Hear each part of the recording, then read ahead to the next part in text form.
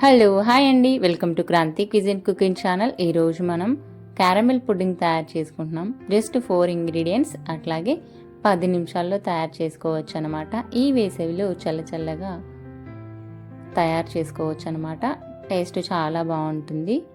మీరు కూడా తప్పకుండా ట్రై చేయండి. వీడియోని స్కిప్ చేయకుండా లాస్ట్ వరకు చూడండి.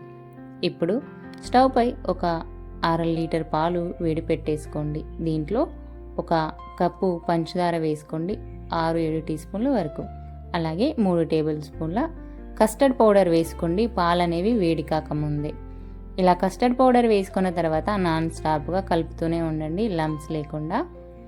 దీంట్లో నేను ఒక 1/2 టీ స్పూన్ వరకు ఇలాచీ పౌడర్ వేస్తున్నాను. ఫ్లేవర్ అనేది బాగుంటుంది కాబట్టి ఇది ఇలా నాన్ స్టాప్గా కలుపుతూ ఇలా లంప్స్ లేకుండా మనం తయారు చేసుకున్న తర్వాత స్టవ్ ఆఫ్ చేసుకొని పక్కన పెట్టేసుకోండి.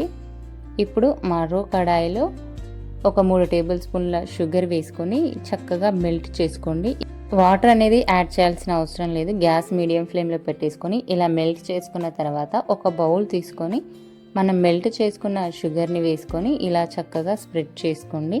బౌల్ అంతా ఇలా స్ప్రెడ్ చేసుకున్న తర్వాత ఒక బౌల్లో పెట్టేసుకొని ఒక 2 గంటల పాటు ఫ్రిడ్జ్లో పెట్టి తీసుకుంటే సరిపోతుంది అనమాట. ఇలా ట్యాప్ చేసుకోండి.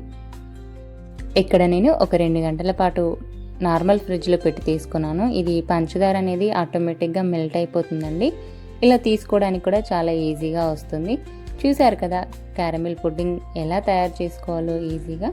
వీడియో నచ్చితే లైక్ చేయండి. ఇలాంటి మరెన్నో వీడియోల కోసం మన ఛానల్ని సబ్స్క్రైబ్ చేసుకోండి. ఇంగ్రీడియంట్స్ డిస్క్రిప్షన్లో ఉన్నాయి.